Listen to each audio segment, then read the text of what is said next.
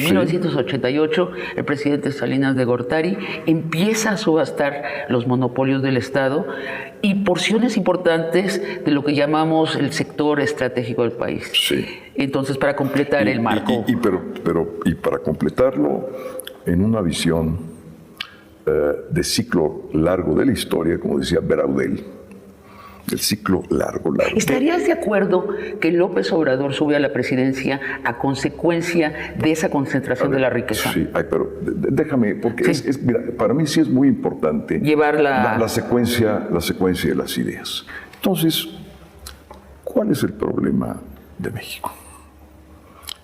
Es reordenar los intereses de las grandes oligarquías. ¿Cómo? Santiago, si tú fueras presidente de México, ¿qué harías? ¿Harías una reforma fiscal para que paguen más impuestos, ese 1%? ¿Cambiarías el estatus de los bancos? Tenemos los bancos más caros del mundo, ¿eh? Nadie, ni siquiera de clase media, puede tomar préstamos importantes. ¿Qué más? ¿Qué más harías con ese 1%? Ya estás dando por hecho que haría eso, y tienes razón. Bueno, pues estoy siguiendo tu idea. Sí, tienes razón. Mira, lo primero que habría que hacer es una adecuada reforma fiscal. Porque una reforma fiscal no es para un sector, es para un sector, claro, que tiene que pagar lo justo en sus contribuciones, sí, pero no te puedes quedar ahí. Si tú fueras presidente, los pobres, ¿qué verían suceder a su alrededor? Verían varias cosas. Verían un reordenamiento de los intereses creados que no supo hacer López Obrador. No ha tocado a los intereses creados, no ha tocado a los gremios, no ha tocado a las élites de este país y no se ha enfrentado a las corporaciones que más daño le hacen al país, que generan la violencia. ¿Cuáles son las corporaciones que hacen más daño al país? Crimen organizado. Crimen organizado. La corporación. Okay. Entonces, los pobres. Entonces, reordenar, pero regreso. Formalización. Una cobertura social amplia. En todos los Para eso sentidos. necesitas taxar a los más ricos.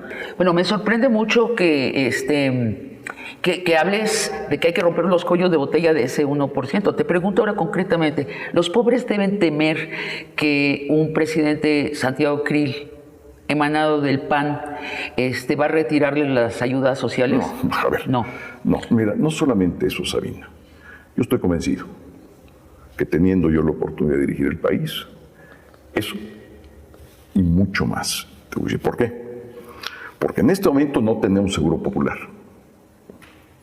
Vamos, escasean los medicamentos. Entonces, ¿de qué le sirve tener una familia? Un ingreso bimensual de 3 o 4 mil pesos, si tiene que ir a comprar medicamentos, si tiene que ir a un consultorio privado. ¿De qué le sirve? Si la mujer que trabaja ya no tiene una guardería para dejar a sus hijos, no, los abuelitos no dan para eso. Entonces, ¿qué es lo que pasa? Y ahí está la discusión.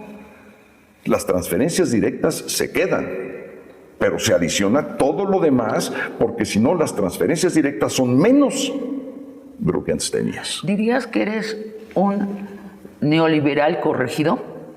O sea, estás por el libre mercado, pero también estás por la ayuda social.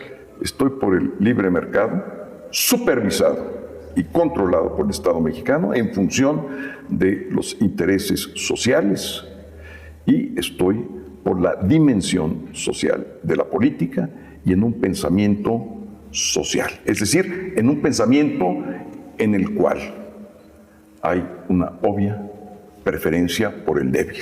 Una obvia, y esto no solamente es en la economía, es en todo. Santiago Krill, fuiste secretario de Gobernación de un gobierno decididamente neoliberal, el de Fox. Por eso no es extraño que te preguntes si eres un neoliberal o un neoliberal corregido.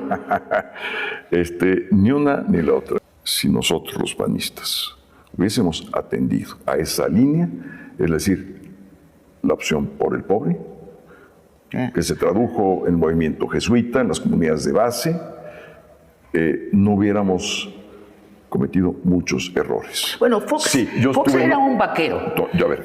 A ver, Fox sí era un neoliberal. Sí. Él continuó la subasta de los monopolios y de los espacios estratégicos. Tú no lo hubieras hecho. Y no tocó intereses. Y tú no lo hubieras hecho. Yo no lo hubiera hecho. Eres otro tipo de panista. Sí, pero espérame tantito. Aquí hay algo de autocrítica, porque la siguiente pregunta es, tú estuviste en un gobierno que no tocó esos intereses, ni tocó los políticos, que ahí sí es un error de los que yo fui parte, porque no solamente es la estructura social y económica, la estructura política. Y el viejo sistema, hoy, Sabina, todavía impera. Y parte de esa culpa la tenemos nosotros. Salinas Pliego invadió otro comercio con fuerza privada y el presidente Fox dijo, ¿y yo por qué? Cuando le dijeron, ¿qué va a hacer, señor presidente? Dijo, ¿y yo por qué?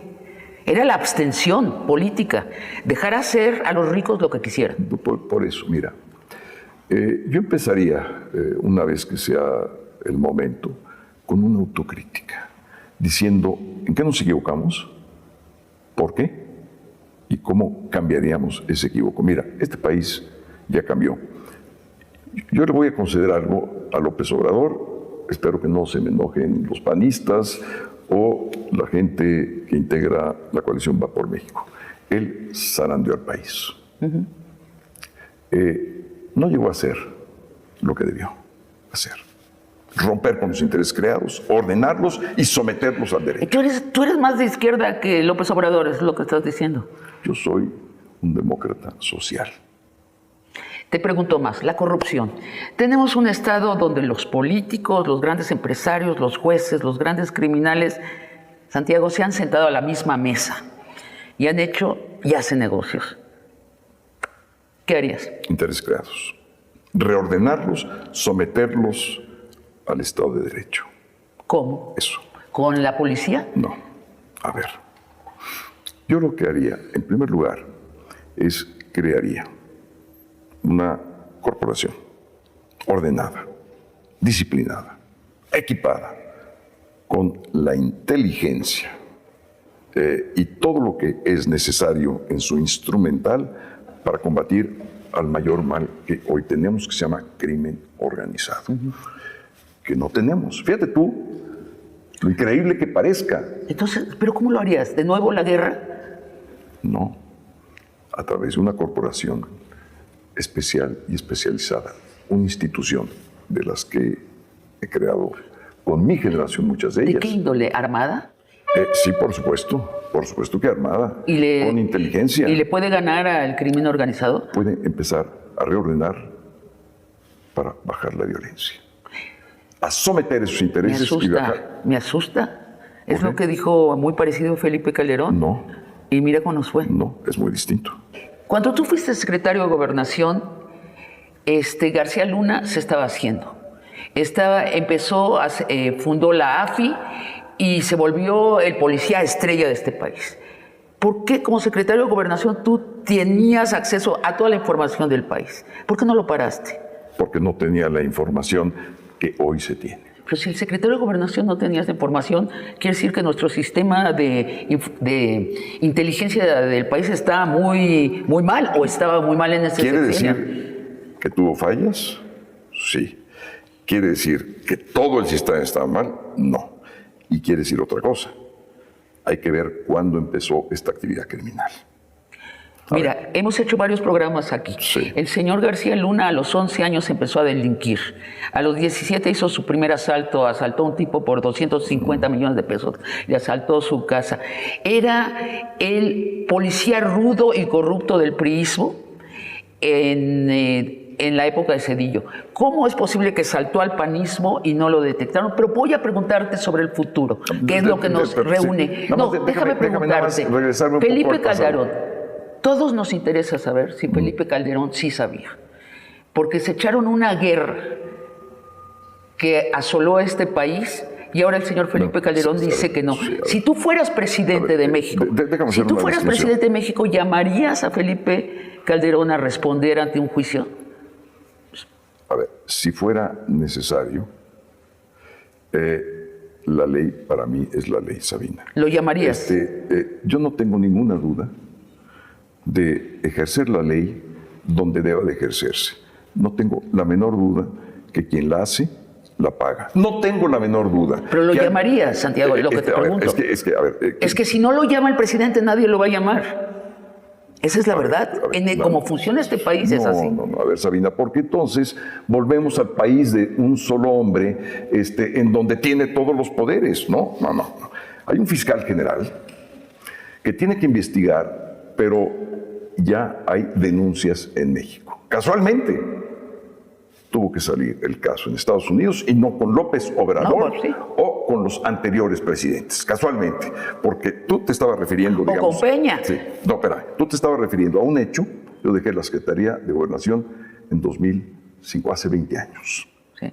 O sea, no es de ayer. O sea, por eso, pero la pregunta es muy clara. ¿Tú provocarías que el señor Felipe Calderón se presente en juicio? Y te agrego una pregunta. Hertz Manero, ¿lo dejarías allí? ¿Que complete sus 9 años? Sí. ¿O dirías, este es un fiscal evidentemente omiso? El país ya ha dictado sentencia sobre Hertz Manero. Tenemos un no fiscal. ¿Quién sabe dónde está? ¿Lo removerías? No lo puedo remover como presidente, ni lo puede remover López Obrador, ni nadie. ¿Por qué? Bueno, entonces ya nos jodimos. Está nombrado por las 2/3 partes del Senado de la República. Pero como ciudadana yo te digo, entonces ya viviremos sin fiscal. No. Es que ver las cosas, me parece a mí, de manera absolutas en el sí y no, así no es la vida.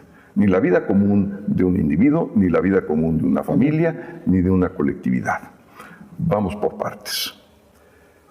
Si los procesos en marcha, porque no han acabado, está la primera instancia, la segunda, y las instancias abiertas aquí en México, van generando responsabilidades adicionales, que no dudo que vaya a haber, el gobierno mexicano, a cargo del presidente, lo que tiene que hacer es generar un contexto de exigencia que las instituciones del país cumplan su chamba, pero no el México de un solo hombre que dice, yo remuevo al fiscal. Pues no, bueno, no, pero puede. Crearías... a ver, usted manda a llamar o no es la... O sea, pero crearías este clima de exigencia. Sí, por supuesto. Sí te estoy diciendo que soy alguien que cree en la ley y la Constitución. ¿Tú crees que yo empezaría pisoteando la Constitución? A lo mejor la reformo, si tengo las 2/3 partes. Pero hay que usarla. No solo se trata de no dañar la Constitución, sino de usarla. De lo que estamos hartos los mexicanos es de los políticos que nos dicen, en esto yo no puedo actuar, en esto no puedo actuar. Entonces, ¿quién actúa? No. ¿Quién nos va a liberar de Hertz Manero? Esa es la pregunta. Es que son como 2 niveles de pregunta. ¿Tú puedes remover al fiscal? No. No, pero puedes crear un clima de exigencia. Eso sí. Puedo crear un clima, un contexto de exigencia social, con una voz fuerte, por ser el jefe del Estado mexicano, además de presidente de la República, para que se den muchas cosas, aunque no estén dentro de mis facultades. Por supuesto. Y que la maquinaria institucional del país pueda funcionar. Ese es mi compromiso muy claro. Todas las instituciones de la República tienen un impulso mediante el cual o pueden actuar mal, como es el caso de López Obrador, amenazando y acosando a los jueces o a los ministros de la Corte, o pueden actuar bien. Ahora, déjame preguntarte, Santiago, tú que eres abogado, un muy reputado abogado, ¿qué opinión te merece que la Suprema Corte de Justicia recién descongeló las cuentas de la esposa de García Luna, que son finalmente, la esposa de García Luna se sabe, era su mano derecha, su cómplice número 1. Media hora después de que el tribunal en Nueva York dio el veredicto de culpable a García Luna, media hora después la Suprema Corte de Justicia le libera el dinero a su familia. ¿Qué opinión te merece? Mala. Como Santiago Krill, mala y muy mala. Ahora, déjame decir, porque es que no acaban mala, buena, sí o no. A ver. No, es importante. Mala y muy mala. Sí. Pero yo quiero ver el que presenta el caso, el Ministerio Público. ¿Lo presentó bien o lo presentó mal? Si el que decidió como juez lo hizo bien o lo hizo mal. Porque yo sí que haría. Yo tendría el mejor consejero jurídico que ha tenido este país en su historia. ¿Cómo se llama? Tendría de mis colegas, simplemente de la Facultad de Derecho, todo el claustro de constitucionalistas, de procesalistas, de penalistas, que no solamente conozco sus capacidades, y te voy a decir por qué. ¿En serio te dirías sobre los poderosos, Santiago? ¿Y llamarías a Fox? A ver. Es decir, ya me corregiste que no lo llamarías, pero crearías ese clima de exigencia para que responda qué diablos pasó con García Luna, Peña Nieto, te lo voy a decir en un momento sí. De una manera coloquial. Sí, por favor. Para que me escuchen y voy a ver la cámara. Órale. No se me escaparía uno. Lo voy a hacer legalmente y constitucionalmente. Conozco el sistema, conozco la estructura del Estado mexicano, la raíz de nuestras instituciones y su historia, y lo puedo hacer, lo voy a hacer, y ese es el compromiso. Pero lo voy a hacer bien. O sea, pero vas a llamar a todos los que los mexicanos sospechamos que nos fallaron. Llamar es... Nos fallaron en lo criminal, ¿eh? Sí, a ver, llamar es una palabra concreta con un significado específico. Ok, es que eres abogado, caramba. No, es que sí me gusta el lenguaje. Vas a crear el ambiente de exigencia. Mira, tú eres de las mejores dramaturgas y me encanta porque eres una dramaturga que enfrenta realidades, pero lo haces con palabras que tienen significado. Corrijo al llamar. ¿Crearías el ambiente de exigencia para llamar a toda esta gente que nos ha saqueado, que nos ha fallado, que se ha tapado un ojo ante la criminalidad? Sí, construiría.